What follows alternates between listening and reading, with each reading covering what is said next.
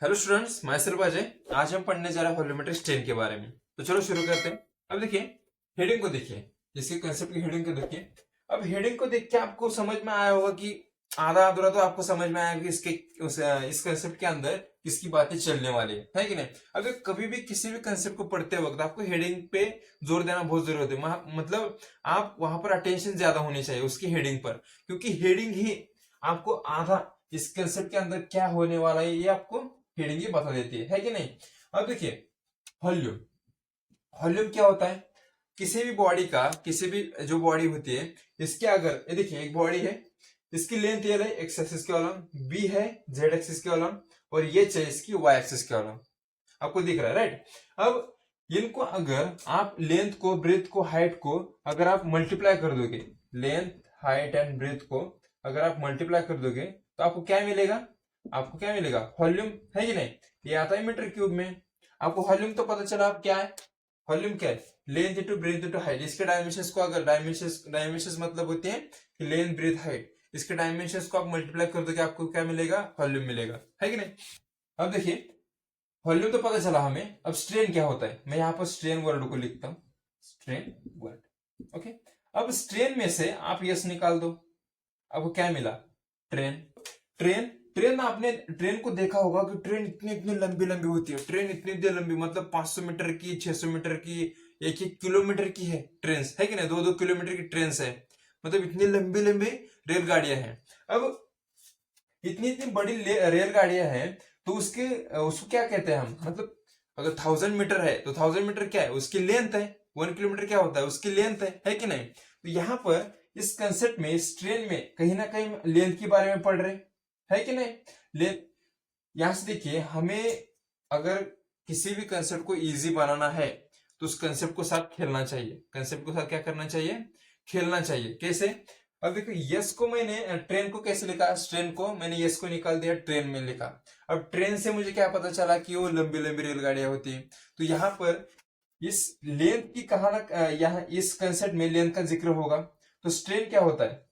Change in length upon original length. आपको पता है ना कि स्ट्रेन क्या होता है? Change in length upon original length. तो उस ट्रेन से, ट्रेन इतनी लंबी होती है तो उसकी वजह से हमें किसके बारे में पता चला? लेंथ के बारे में। तो लेंथ यहाँ पर हमें इजीली पता होता है कि इस ट्रेन में लेंथ का जिक्र हो रहा है। तो change in length upon original length. Okay. यहां से आप इजीली समझ सकते हैं कि ये है क्या, स्ट्रेन। ओके। अगर आपको समझ नहीं आ रहा है तो ऐसे तो आपको स्ट्रेन बहुत जल्दी समझ आता है क्या है। बट अगर आपको समझ याद रखना बहुत कंफ्यूजेबल हो रहा है, आपको याद नहीं रह रहा है, तो वहां पर आप सिर्फ स्ट्रिक जो ट्रिक है आप यूज कर सकते हैं कि यस को निकाल दो। आपके पास बचा ट्रेन। तो ट्रेन की लंबाई यल, ओके, यल में मेजर करते हैं, मीटर में। तो वहां पर हमें सिर्फ ये वाला मिलता है। Okay, change in length upon original length, ये उसका क्या हुआ? स्ट्रेन की वैल्यू हो गई।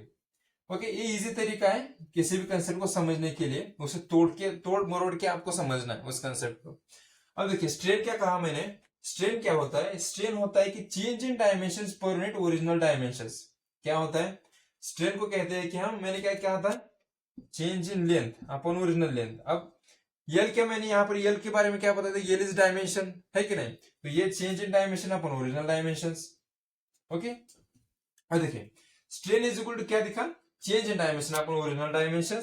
मतलब वहां पर जब आप उसकी बॉडी के ऊपर फोर्स लगा रहे हो, लोड लगा रहे हो, तो उस टाइम आपको क्या दिख रहा है कि बॉडी में कुछ चेंजेस आ रहे हैं, उसके लेंथ में, ब्रेथ में, हाइट में चेंजेस आ रहे हैं। ऑब्वियस बात है, आप जब लोड लगाओ किसी किसी चीज पे तो वहां पर चेंजेस तो आपको दिखेंगे। ओके। अब देखिए, चेंजेस दिख रहे हैं। अगर मैं इस बॉडी को एक्स एक्सिस के अलोंग, अगर मैं एक्स एक्सिस के अलोंग इसके लोड लगाऊं इस बॉडी पे, तो मुझे क्या दिखाई देगा? देखिए, एक्स एक्सिस के अलोंग जो बॉडी का डायमेंशन है क्या है? यल है। तो एक्स एक्सिस के अलोंग अगर मैं लोड लगाता हूं या फोर्स लगाता हूं, उस टाइम मुझे जो स्ट्रेन दिख रहा है कैसे दिखेगा? Change in length upon original length. मतलब ये जो लेंथ है वो चेंज होगा, जो वो लेंथ आएगा एक्स एक्सिस के अलोंग। वाई एक्सिस के अलोंग क्या चेंज होगा? Change in height upon H. Okay, इसके हाइट में चेंजेस आएंगे। फिर जो जेड एक्सिस के अलोंग क्या आएगा? इसके बी में चेंजेस आएंगे। ओके, इसके ब्रेथ में चेंजेस आएंगे, है कि नहीं? अब अब देखिए एक्स एक्सिस के अलॉन्ग, वाई एक्सिस के अलॉन्ग, जेड एक्सिस के अलॉन्ग इसके किसके कहाँ पर चेंजेस आ रहे हैं, इसके हर एक डायमेंशन में चेंज आ रहा है रिस्पेक्टिव डायरेक्शन में। ओके, रिस्पेक्टिव डायरेक्शन में इसके चेंजेस आ रहे हैं। तो हमें वॉल्यूम तो पता है क्या है, ये वॉल्यूम है। अगर इसका चेंज लिख दूं, चेंज इन वॉल्यूम, तो मुझे देखिए चेंज इन वॉल्यूम कैसे लिखना है। यहाँ पर सबसे इंपॉर्टेंट बात है वॉल्यूमेट्रिक स्ट्रेन में कि इस चेंज इन वॉल्यूम को कैसे लिखें कि हमारा एक्सप्रेशन आ जाए। ओके, ये बहुत इंपॉर्टेंट है, ये आपको मैं अभी बता देता हूं कैसे आता है चेंज इन वॉल्यूम, वो कैसे निकला है चेंज इन वॉल्यूम। अब देखिए यहां पर मैं लिखता हूं, सीधी सी बात है, मैंने क्या कहा, एक्स एक्सिस के अलॉन्ग जो बॉडी में चेंजेस आएंगे, किस में चेंजेस आएंगे, लेंथ में।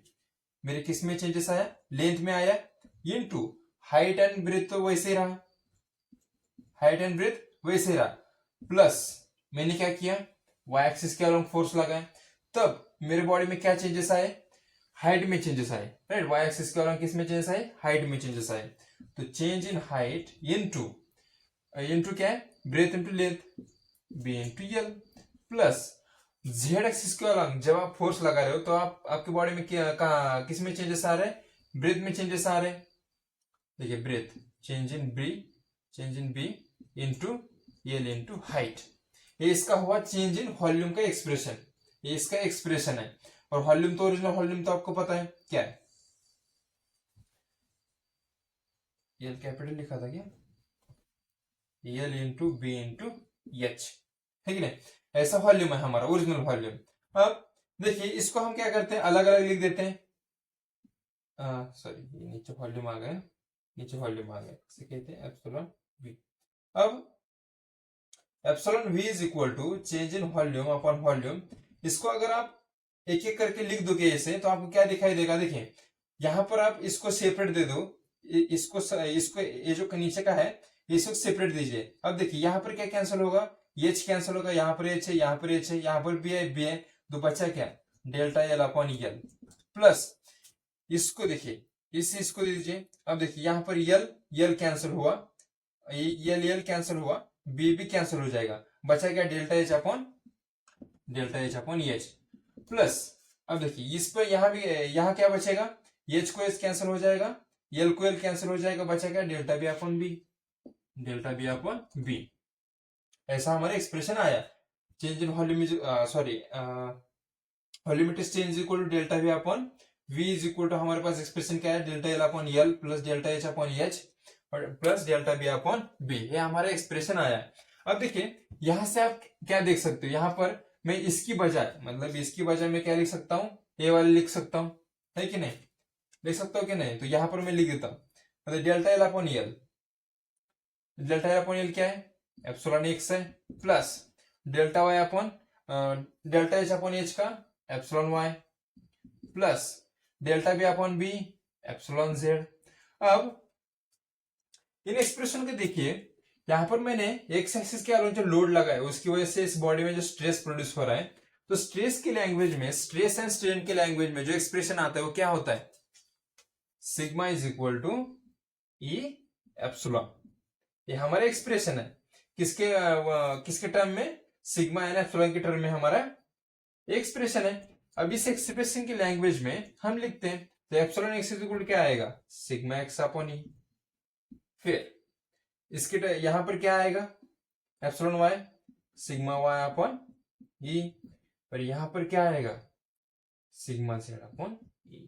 अब देखिए, अब 3D डायग्राम में ये क्या है, 3D बॉडी है, 3D बॉडी का आपने अगर जनरलाइज हुक्स लॉ पढ़ा होगा, अब वहां पर आपको ये एक्सप्रेशन मिलता है, कैसा एक्सप्रेशन मिलता है, देखिए आपको एक्सप्रेशन कैसे मिलता है, देखिए epsilon V is equal to, अगर इसका अगर आप कैलकुलेशन करोगे जनरलाइज हुक्स लॉ के टर्म में, 3D body okay, 3D body का 2D नहीं 3D, अब वहां पर आपको एक्सप्रेशन कैसा मिलता है, देखिए epsilon X plus epsilon Y plus epsilon Z upon E 1 - 2 mu, ऐसा आपको एक्सप्रेशन मिलता है कहां पर, जनरलाइज हुक्स लॉ।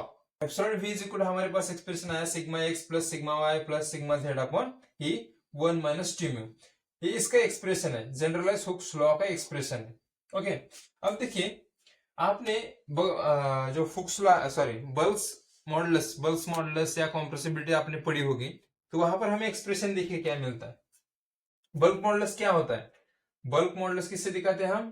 के से। अब के इज इक्वल टू क्या होता है? डायरेक्ट स्ट्रेस, मतलब सिग्मा अपॉन क्या होता है? वॉल्यूमेट्रिक स्ट्रेन होता है, वॉल्यूमेट्रिक स्ट्रेन। तो यहाँ पर देखिए हमारे पास वॉल्यूमेट्रिक स्ट्रेन है, तो volumetric strain epsilon V is equal to क्या आएगा? सिग्मा के आएगा। Sigma sorry sorry sorry sorry sigma upon K आएगा, सिग्मा अपॉन के। तो देखिए अब sigma X, sigma Y, sigma Z अगर तीनों डायरेक्शन में सेम लग रहे हैं, तीनों डायरेक्शन में क्या, सिग्मा एक्स की, सिग्मा वाई की, सिग्मा जेड की वैल्यू अगर तीनों डायरेक्शन में सेम है, जैसे देखिए sigma X is equal to sigma Y is equal to sigma Z है, तो इन तीनों की वैल्यू अगर सेम है तो वहां पर मुझे कैसा एक्सप्रेशन मिलेगा? Epsilon V is equal to 3 sigma, इसे सिग्मा लिखते हैं, जस्ट सिग्मा, जस्ट सिग्मा लिखते हैं, 3 sigma upon E 1 minus 2 mu, ऐसा एक्सप्रेशन आता है। अब मुझे क्या पता है कि मुझे epsilon V is equal to क्या पता है? सिग्मा अपॉन के, तो रख देते हैं यहाँ पर is equal to sigma upon K, and 1 upon K क्या होता है? 1 अपॉन के कॉम्प्रेसिबिलिटी होती है, sigma into beta, beta beta कैसे ऐसे कॉम्प्रेसिबिलिटी क्या होती है? बीटा होती है। ओके, यहाँ पर फिर यहाँ पर एक्सप्रेशन, एक्सटेंडेड एक्सप्रेशन क्या है? एक्सप्रेशन क्या है? Sigma into B. ओके, ये वाला एक्सप्रेशन आया। फिर आगे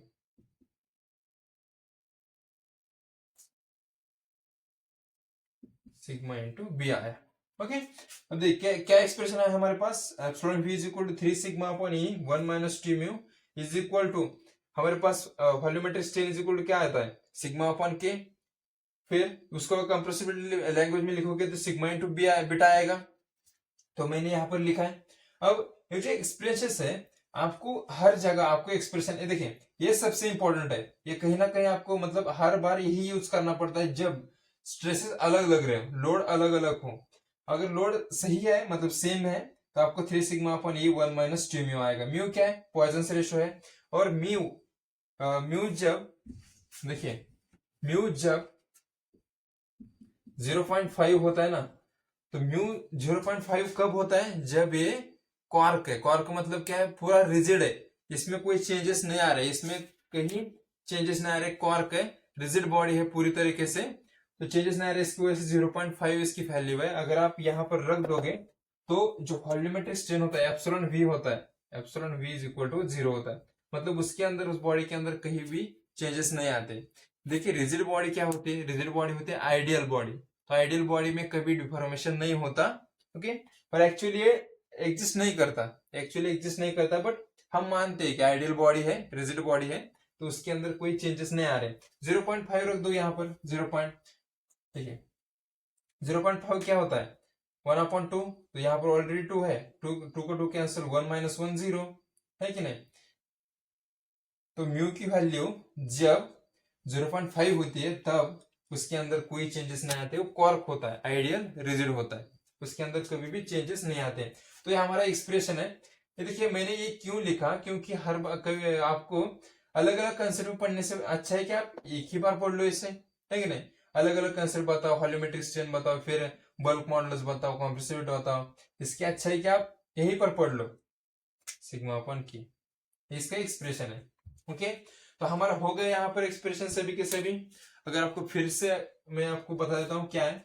वॉल्यूमेट्रिक स्ट्रेन है, ये बॉडी है, बॉडी की लेंथ ब्रेथ हाइट है। अब एप्सिलॉन इज इक्वल मतलब जो स्ट्रेन होता है, स्ट्रेन इज इक्वल क्या होता है? Change in dimension of original dimension. तो हमारे पास किसमें चेंजेस आ रहे हैं? देखिए सबसे इंपॉर्टेंट है कि हमारे चेंजेस कहां पर आ रहे हैं? वॉल्यूम में चेंजेस हो रहे हैं। वॉल्यूम में कैसे चेंजेस हो रहे हैं? चेंजेस कैसे हो रहे हैं? क्योंकि लोड लग रहा है इस बॉडी के ऊपर, कॉम्प्रेसिव लोड होगा या टेंशन में लोड होगा, उस लोड लगाने की वजह से जो इसके डायमेंशन में चेंजेस आएंगे। कैसे? इसमें लेंथ में कुछ चेंजेस आएंगे, हाइट में कुछ चेंजेस आएंगे, ब्रेथ में कुछ चेंजेस आएंगे, तो वॉल्यूम में चेंजेस आ रहा है क्योंकि इसके डायमेंशन में चेंजेस आ रहा है कि नहीं? अब वो जो वॉल्यूमेट्रिक स्ट्रेन, जो change in volume upon original volume है, अगर उसको आप कैलकुलेट करोगे 3D बॉडी के लिए, ओके ये सारा का सारा है 3D बॉडी के लिए, तो एक्स डायरेक्शन में कुछ चेंजेस आए, वाई डायरेक्शन में कुछ चेंजेस आए, जेड डायरेक्शन में कुछ चेंजेस आए, है कि नहीं? अब उस टाइम अगर मैं इसका एक जनरलाइज हुक्स लॉ जो है अगर मैं देखता हूं तो क्या कहता है कि sigma X plus sigma Y plus sigma Z upon ये है 1 माइनस टी म्यू 2 म्यू। इसका एक्सप्रेशन आता है जब जनरलाइज हुक्स लॉ पढ़ते हो, मतलब जनरलाइज हुक्स लॉ अप्लाई करने के बाद। अब देखिए अगर यहाँ पर सभी का सभी जो स्ट्रेसेस है, सभी सभी स्ट्रेसेस अगर इक्वल लगे, मतलब उसके अंदर का जो स्ट्रेसेस वैल्यू है अगर वो सेम है, तो उस टाइम मुझे एक्सप्रेशन मिलता है 3 sigma upon E 1 minus T mu. अगर कॉम्प्रेसिविटी बात की जाए तो बल्क मॉडुलस की बात की जाए तो क्या होता है, bulk modulus is equal direct stress upon volumetric strain. तो वहां पर भी हमें एक्सप्रेशन मिला सिग्मा अपॉन के इज इक्वल टू 1 अपॉन के रेसिप्रोकल ऑफ बल्क मॉडुलस क्या होता है कॉम्प्रेसिबिलिटी, तो सिग्मा इंटू बी आ गए, है कि नहीं। अब हमारा ये हुआ टोटल। अब देखिए यहाँ पर म्यू की वैल्यू अगर 0.5 है तभी इस बॉडी में कुछ चेंजेस नहीं आएंगे, मतलब वो आइडियली रिजिड है। ओके, तो हमारा सब कुछ हो गया वॉल्यूमेट्रिक स्ट्रेन के। अगर आपको वीडियो अच्छा लगा हो तो आप प्लीज सब्सक्राइब कीजिए, शेयर करिए अपने दोस्तों के साथ ताकि वो भी देख सके, इसे पढ़ सके, और लाइक भी कर दीजिए अगर आपको पसंद आया होगा तो। ओके, तो धन्यवाद आप सभी का ये लेक्चर देखने के लिए, धन्यवाद।